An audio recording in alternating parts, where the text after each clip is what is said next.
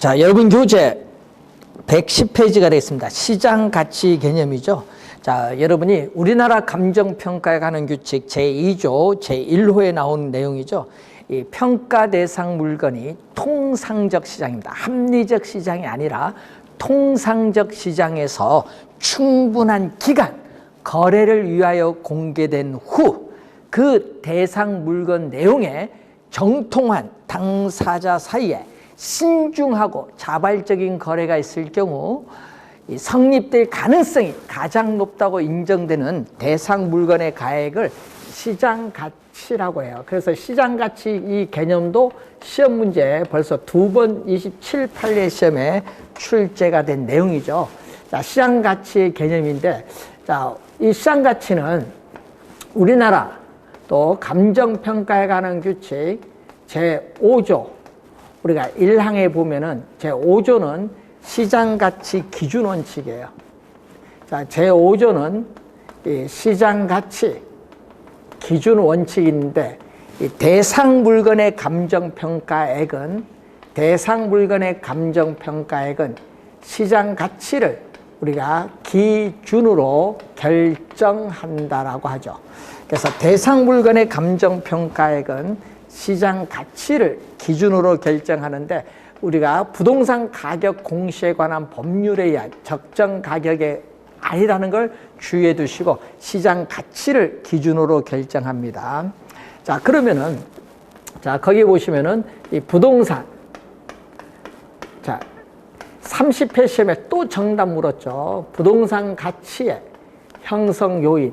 자, 이 개념이 이 가치의 형성 요인이 24회 시험, 29회 시험, 또 31회, 또 31회 시험과 24회 시험은요, 정답 지문으로 물었어요.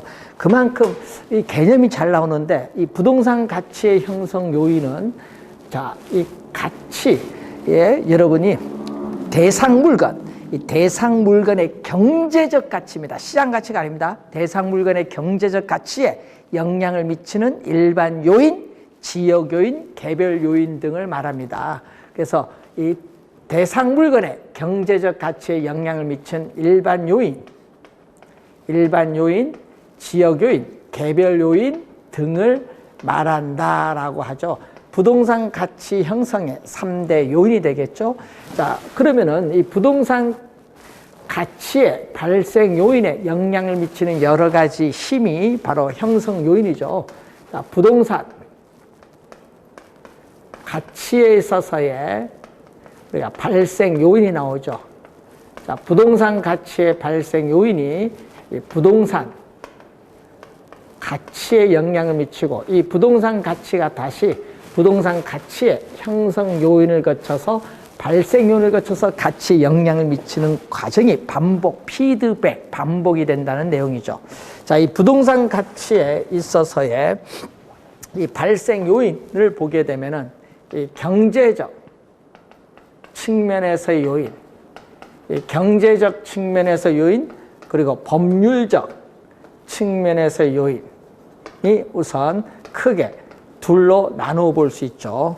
자, 이때 이 경제적 측면에서의 요인과 관련해서 우선 유용성, 효용이죠.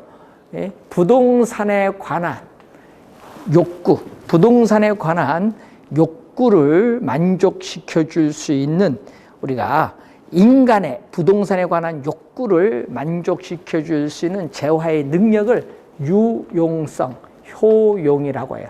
이 주거용 부동산인 경우에는 쾌적성, 상업용 부동산인 경우에는 수익성, 공업용 부동산인 경우에는 생산성을 중심으로 우리가 판단을 하는 거고, 이 실질적인 구매력을 갖춘 수요를 유효 수요라고 하죠. 실질적인 구매력을 갖춘 수요고, 이 상대적 희소성은 자, 이 공급의 부족으로 인해서 나타나죠. 자, 이 수요에 비해서 공급이 양적, 질적으로 부족한 상태를 상대적 희소성이라고 하죠. 자, 법률적 측면에서 토지는 위치가 고정되어 이동할 수 없기 때문에 권리가 이전하는데 부동산에 관한 권리가 한 사람에게서 다른 사람에게로 완전히 이전된다는 걸 의미하는 그러한 개념이 되겠죠. 자, 가치의 발생 요인에 대한 그러한 내용이 되겠습니다. 자, 111페이지 보시면은 우리가 지역 분석과 개별 분석이 나오죠. 자, 이 감정 평가의 대상이 된 부동산, 감정 평가의 대상이 된 부동산을 대상 부동산이라고 하는데, 이 대상 부동산이 속한 지역을 인근 지역입니다. 자, 여러분이 시험 문제에 인근 지역, 유사 지역, 동일 수급권 개념 31회 다 출제했죠. 세 내용이 대상 부동산이 속한 지역으로서 이 부동산, 이 대상 부동산이 속한 지역으로서 이 부동산의 이용이 동질적이고 가치 형성 요인 중 지역 요인을 공유하는 지역을 인근 지역이라고 합니다. 그러면 이 대상 부동산이 속한 지역의 특성, 자, 이 대상 부동산이 속한 지역의 특성을 우리가 파악을 해야겠죠. 자, 대상 부동산에 속한 이 지역의 특성, 어떤 지역이 다른 지역과 구별이 되는 특징을 지역의 특성인데, 이 지역의 특성을 파악을 하죠. 그래서 지역의 특성을 파악을 하여 표준적인 사용. 자, 여러분, 대상 부동산에 속한 지역의 일반적이고 평균적인 사용 방법을 말하는데, 이 표준적인 사용의 형상과 장래의 동향을 명확히 하여 우리는 가격, 수준, 지역 내 부동산의 평균 가격이죠. 이 가격 수준을 판정하는 작업을 지역 분석이라고 해요. 지역 분석. 그럼 지역 분석의 대상 지역은 인근 지역, 유사 지역, 동일 수급권으로 나누는데, 인근 지역 개념은 설명했고, 이 대상 부동산이 속하지 아니하는 지역, 이렇게 속하지 아니하는 지역으로서 인근 지역과 유사에 또 밑줄, 유사한 특성을 가진 지역을 유사한 지역으로서 이 대상 부동산의 가치 형성에 간접적으로 영향을 미치는 지역이죠. 자, 대상 부동산과 대체 경쟁의 관계 있고 가치 형성에 있어서 서로 영향을 미치는 관계에 있는, 서로 영향을 미치는 관계에 있는 다른 부동산이 존재하는 권역을 동일 수급권인데, 이 동일 수급권은 인근 지역과 유사 지역을 포함한다.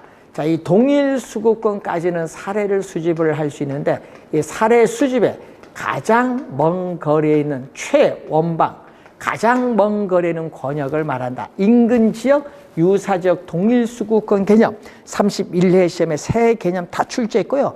동일 수급권 개념도 우리가 많이 나오고 인근 지역 개념이 제일 많이 나왔죠. 우리가 개념은 정확하게 감정평가에 관한 규칙 제2조 13호, 14, 15에 나온 개념을 출제를 또 했습니다. 자, 개별 분석은 요 부동산 요 하나를 분석하는 거죠. 개별 분석은 이 대상 부동산의 개별 요인을 분석하는 겁니다. 이것은 감정 평가의 대상이 된 부동산, 이 대상 부동산의 이 개별 요인을 분석한다. 이 개별 우리가 요인을 분석을 하는 거죠. 자, 개별 요인을 분석해서 대상 부동산의 우리 최선의 이용, 최유효 이용을 판정을 하는 거죠. 최유효 이용을 판정해서 구체적으로 가격을 구한다. 구체적으로 한 물건의 가격을 구하는 것을 목적으로 하죠. 그래서 우리는 최유효 이용은 표준적인 사용을 지표로 해서 결정되는 피결정성을 가지고 있습니다. 자, 이 의도 시험에 자주 출제를 하기 때문에 정확하게 기억을 좀 해두시기 바라고.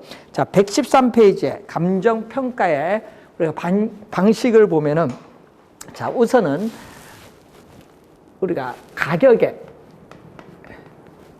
3면성이 나오죠. 세 가지 면에서 본 가격이 나오는데, 자, 어느 정도의 비용을 투입을 해서 생산된 재화인가?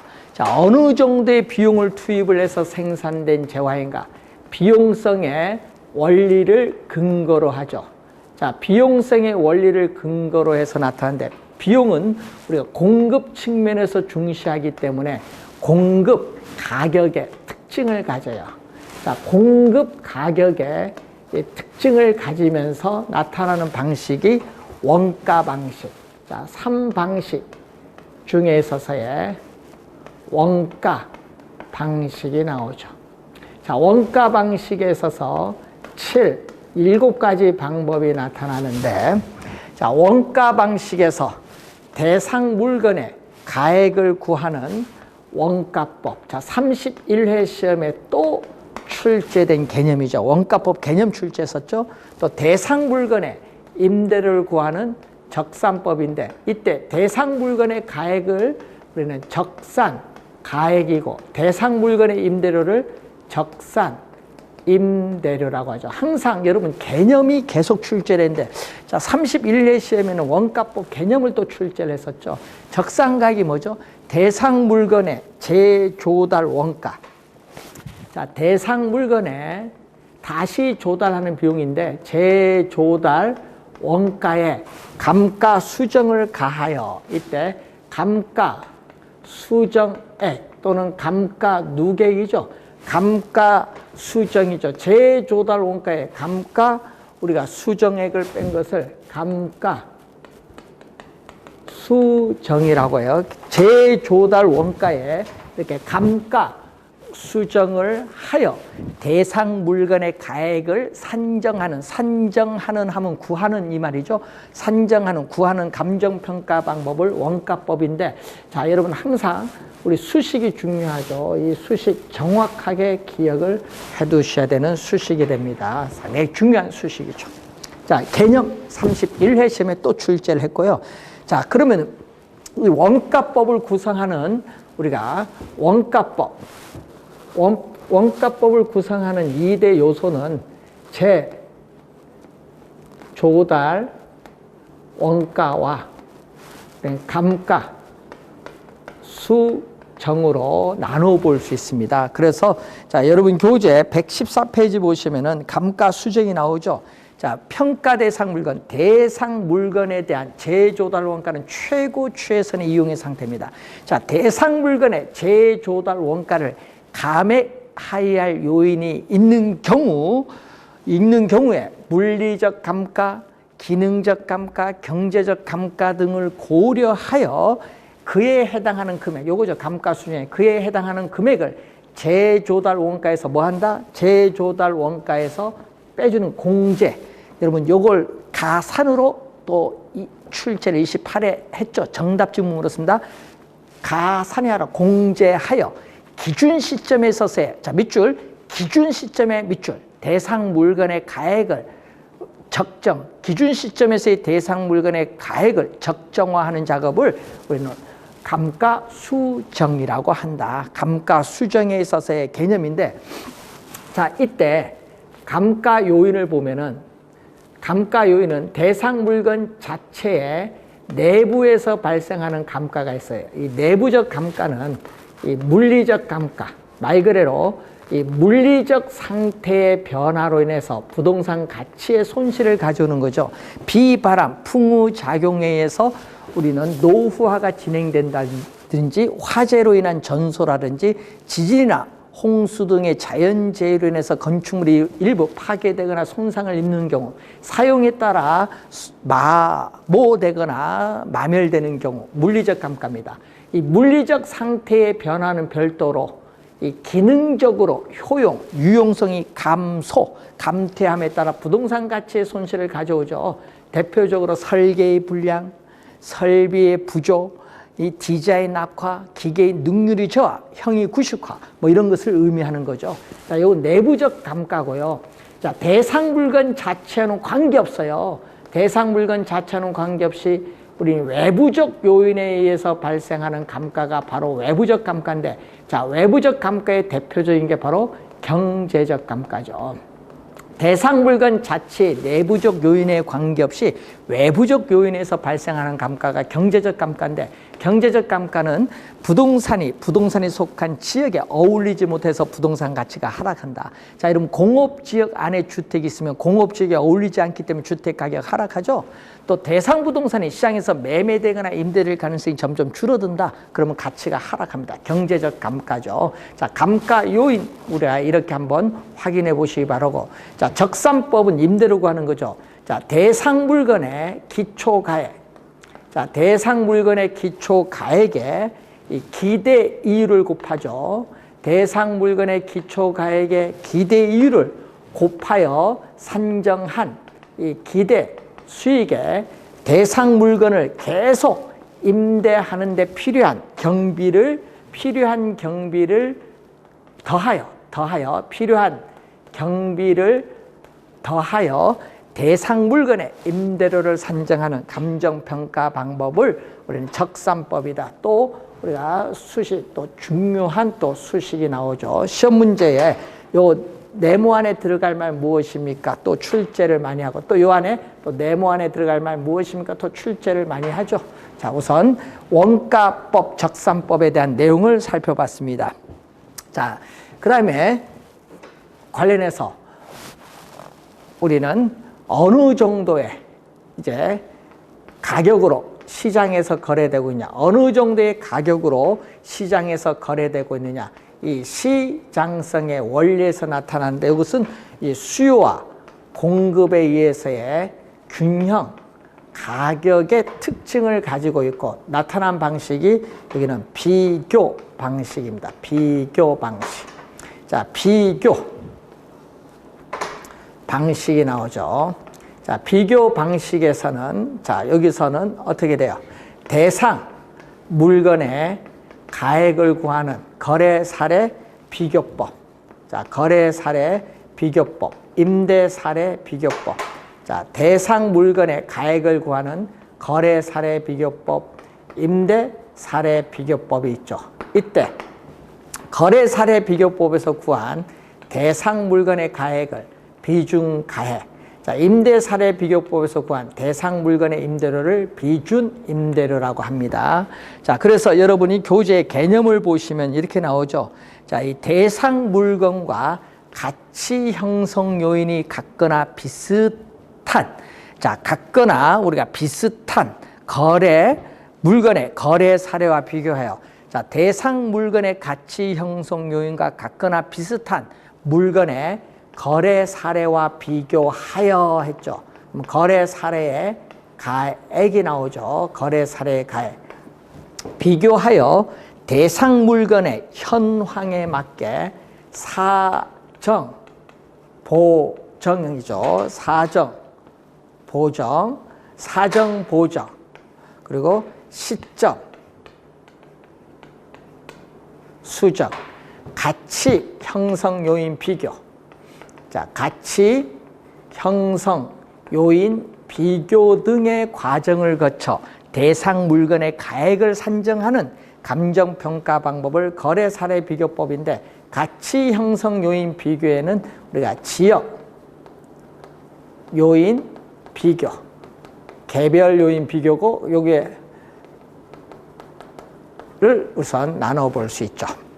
자, 비준 임대료는, 자, 임대 사례 비교법은 대상 물건과 가치 형성 요인이 같거나 비슷한 물건의 임대 사례와 비교하여, 자, 임대 사례와 비교하니까 임대 사례의 임대료가 나오겠죠. 여기에다가 우리는 대상 물건의 현황에 맞게 사정, 보정, 시점, 수정, 가치 형성 요인 비교 등의 과정을 거쳐 대상 물건의 임대료를 산정하는 감정평가 방법을 임대 사례 비교법이라고 한다 얘기죠. 자, 그리고 이 공시지가 기준법이 있죠. 자, 비교 방식에 있어서 특히 토지를 감정평가할 때, 우리나라 감정평가에 관한 규칙 제14조 1항에 보면은 감정평가업자는 토지를 감정평가할 때에는 공시지가 기준법을 적용을 해야 된다. 여러분, 공시지가 비교가 아니에요. 공시지가 비교가 아니라 공시지가 기준입니다. 비교가 아니라는 거, 공시지가 기준법을 적용하는데 이때 이 대상 토지의 가액을 구하는 건데 여러분 31회 시험에 또 출제했죠. 자, 대상 토지와 가치 형성 요인이 같거나 비슷하여 유사한 이용 가치를 지닌다고 인정되는, 자, 유사한 이용 가치를 지닌다고 인정되는 표준지의 공시지가를 기준으로 하여, 자, 여러분 표준지 공시지가인데 표준지를 선정하는 과정에서 사정을 이미 다 감안했어요. 사정 보정할 필요가 없습니다. 기준을 하여 대상 토지의 현황에 맞게 바로 시점 수정인데, 자, 31회 시험에는 이 네모 안에 들어올 말 무엇입니까? 출제해서 시점 수정이 정답이었죠. 대상 토지의 현황에 맞게 시점 수정, 지역 요인 및 개별 요인 비교, 지역 요인 및 개별 요인 비교, 그 밖에 요인 보정의 과정을 거쳐 대상 토지의 가액을 산정하는 감정평가 방법을 공시지가 기준법이라고 한다는 그러한 내용이 나와 있습니다. 자, 관련해서 우리 개념을 잘 봐두시기 바라고, 자, 이 수익성, 부동산을 이용함으로써 어느 정도의 수익을 얻을 수 있느냐, 이 수익성의 원리를 근거로 하죠. 그래서 나타나는 건 요건 수요 측면에서 중시하는 수요 가격, 부동산을 이용하니까 수요 측면을 중시하는 수요 가격의 특징을 가지면서 나타나는 수익 방식이죠. 자, 이 수익 방식에서 또 대상 물건의 가액을 구하는 수익 환원법이 나오고, 또 대상 물건의 임대료를 구하는 수익 분석법인데, 자, 대상 물건의 가액을 수익 가액이라고 하고 대상 물건의 임대료를 수익 임대료라고 하죠. 자, 이 수익 가액을 구하는 내용이죠. 자, 수익환원법 개념을 한번 볼까요? 여러분 117페이지 나오죠. 자, 대상 물건이 장래 산출할 것으로 기대되는 순수익이나 이 미래의 현금 흐름. 자, 여러분 시험 문제에 요거죠. 미래의 현금 흐름. 자, 또 31회 시험에 요 네모 안에 들어갈 말 무엇입니까? 출제죠. 현금 흐름이 정답이었죠. 예? 순수익이나 미래의 현금 흐름을 환원하거나 환원 이율로 환원하는 거죠. 자, 환원 이율로 환원합니다. 환원하거나 할인율로 또 할인하죠. 우리는 환원하거나 할인하여 대상 물건의 가액을 산정하는 감정평가 방법을 우리는 수익환원법이라고 한다. 그래서 수익환원법 개념 우선 또 자주 출제를 하고 있는 부분입니다. 자, 관련해서 우리가 수익환원법, 수익분석법의 개념 여러분이 잘 이해를 해두시는데 이 흐름에서 시험 문제가 계속 출제하고 있습니다. 하여튼 개념, 흐름을 봐야죠. 평가의 3방식의 흐름도를 잘 이해를 해주시고 그 안에 우선 공부를 해두셔야 되는데, 자, 그래서 수익환원법의 3요소 하면은 순수익이겠죠. 여러분 순수익은 뭐죠? 순영업소득인데 이 총수익에서 총비용, 대상 부동산에 귀속되는 적정한 수익으로서 연간 단위를 기준. 우리 임대료 순수익은 임대료 계산을 할 때는 항상 연간 단위로 구하는 것을 목적으로 합니다. 총수익에서 총비용을 공제한 게 순수익이죠. 자, 그리고 우리는 또 환원 이율이죠. 대상 물건으로부터 장래 산출할 것으로 기대되는 순수익을 통해서 우리는 부동산 가액을 구하기 위한 이 환원 이율의 개념, 그리고 환원 방법, 대상 부동산을 구하는 환원 방법에 관련된 3요소인데 그 중에서 이 환원 이율이 상당히 중요한데 31회 시험에 또 환원 이율의 개념에 관련된 특징에 대해서 또 출제를 또 했습니다. 자, 31회 시험에서는 또 요 개념, 특징, 또 요 내용에 대해서 또 31회 시험에 출제를 또 했었죠. 자, 공시지가 기준법도 당연히 31회 시험에 개념에서 또 출제를 했습니다. 자, 그래서 잘 확인을 이렇게 하나하나 해보시는 것이 중요하다. 이렇게 보시면 되겠습니다. 개념, 자세한 내용은 기본서 교재 나와서 배우기로 하고 이러한 기본적 개념을 우선 잘 확인해 보시기 바라고, 자, 수익 분석법은 우리는 이 기업용 부동산, 이 수익을 발생시키는 부동산에서 기업용 부동산이라는 것은 상업용, 공업용, 광업용 부동산을 말하는데 이 기업용 부동산에만 적용하고 임대용 부동산은 적용하지 못합니다. 기업용 부동산이니까 일반 기업의 경영이 나오죠. 자, 일반 기업 경영에 의해서 산출된 총 수익을 분석하여 대상 물건이 일정한 기간에 산출할 것으로 기대되는 순수익의 대상 물건, 이 순수익의 대상 물건을 계속 임대하는 데 필요한 또 경비를 더하여 대상 물건의 임대료를 산정하는 감정평가 방법을 수익 분석법이라고 한다. 자, 개념이 또 우선 나와 있습니다. 자, 120페이지 보시면은 이 부동산 가격 공시 제도가 나오죠.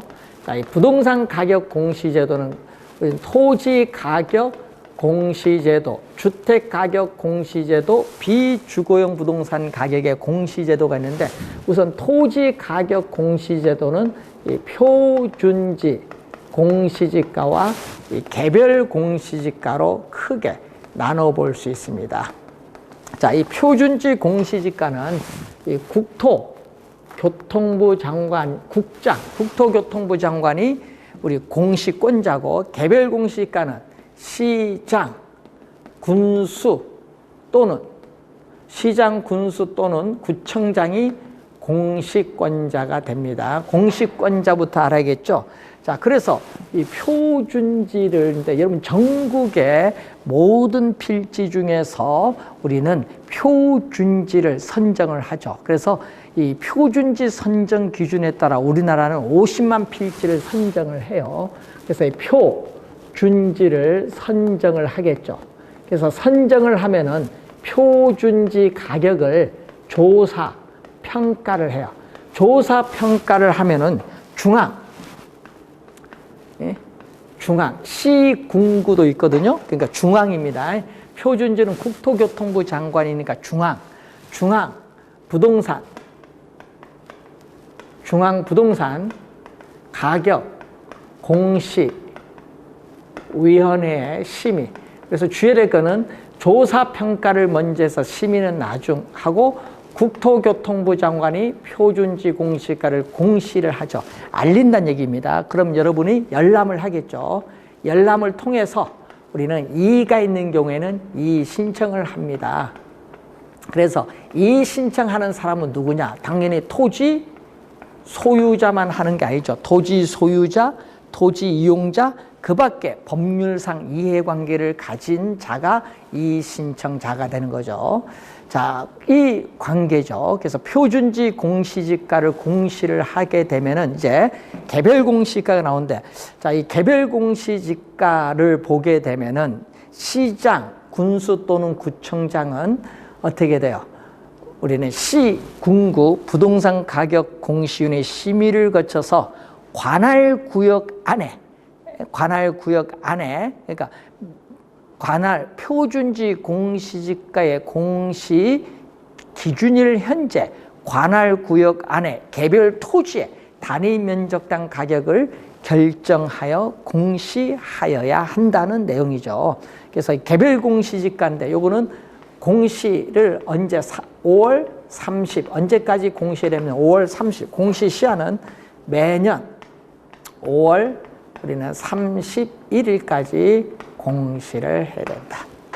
자, 우선은 크게 둘로 나눠보는데 자세한 내용은 나중에 기본서 교재 나와서 자세히 배우기로 하고, 또 우리가 노무현 대통령 시절 참여정부 시절에 또 도입을 했죠. 그때 주택가격이 급등해서 도입을 했기 때문에 재산세를 강화하기 위해서 도입된 이 주택가격 공시제도가 있습니다. 자, 이 주택가격 공시제도를 보면은 또 단독 주택이 있고 공동 주택이 있습니다. 그래서 단독 주택 가격은 다시 둘로 나누죠. 뭘로 나눈다? 표준주택과 개별주택으로 나눕니다. 자, 표준주택 가격. 개별주택 가격인데 이 표준주택 가격의 공시권자는 또 누구? 국장이 되겠죠. 개별주택 가격은 또 시장, 군수 또는 구청장이 또 공시권자가 됩니다. 자, 공동주택 가격의 공시권자도 국장이 됩니다. 그래서 공동주택 가격이 있겠죠. 뭐 아파트, 연립주택, 다세대주택과 같은 공동주택 가격을 말합니다. 자, 표준주택을 또 선정해줘. 용도, 지역, 건물 구조 등이 일반적으로 유사한 일단의 단독주택 중에서 선정한 이 표준주택에 대하여 매년 공시기준일 현재, 공시기준일은 1월 1일입니다. 공시기준일은 1월 1일을 말하는데 여러분 공시일과는 다르요. 공시기준일 1월 1일 현재 이 표준주택을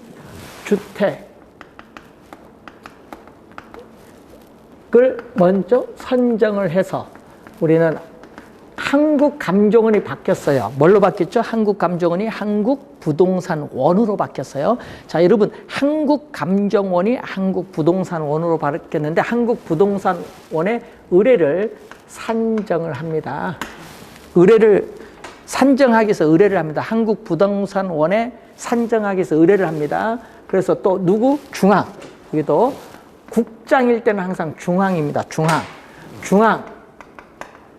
또 부동산 가격 공시위원회에 또 심의를 거쳐서 표준주택 가격을 국토교통부 장관이 공시를 하고 또 열람 등을 통해서 이의가 있으면 또 이의를 또 신청을 하는 그러한 내용이 되겠죠. 자, 산정은 우리가 아까 얘기했죠. 산정을 하기 위해서 한국부동산원에 의뢰를 한다는 거 기억해 두셔야 되겠습니다. 자, 그리고 개별주택 가격은 이 표준주택 가격의 공시 기준을 현재 누가 시군구 부동산 가격 공시의 심의를 거쳐서 표준주택 가격의 공시 기준을 현재 관할 구역 안에 개별주택 가격을 결정 공시하여야 한다는 거죠. 자, 그리고 공동주택도 우리가 이것도 산정하는 거죠. 한국부동산원에 산정하기 위해서 의뢰를 하게 되는데 자, 이것도 중앙부동산 가격 공시 심의를 거쳐서 우리는 국토교통부 장관이 공동주택 가격을 공시하여야 하고 그리고 관계행정기관 등의 이를 제공하여야 한다는 거죠. 자, 공동주택 가격에 관련된 사항입니다. 자, 요 두 개에 있어서 또 우리가 최근에 또 도입된 제도가 있죠. 비주거용 부동산. 비주거용 부동산의 가격 우리가 공시 제도가 또 도입이 되는데 이 비주거용 부동산 가격의 공시 제도는 또 우리가 이 주거용 부동산 요거에 대해서 알면은 요건 쉽게 이해가 되는데 요거 위에까지는 토지와 주택은 공시하여야 한다는데 요 비주거용 공시할 수 있다라는 거 그 차이가 있습니다. 자, 그 차이에 관련해서는 자세한 내용은 기본소 교재에 나와서 자세히 또 설명하기로 하고 여러분 기본 개념 공시권자가 누구냐, 그리고 공시 절차 관련해서 우리는 한번 확인해 본 내용이 되겠습니다. 자, 그 내용이 여러분 121페이지 설명되어 있는 그러한 내용이 되겠습니다. 자, 여러분 나머지 내용에 대해서는 이제 기본서 교재 나와서 1월부터 강의를 진행하도록 하겠습니다. 자, 항상 중요 내용 위주로 정리를 잘 해두시면서 우리가 건강히 1월 달에 다시 뵙도록 하겠습니다. 수고 많으셨습니다.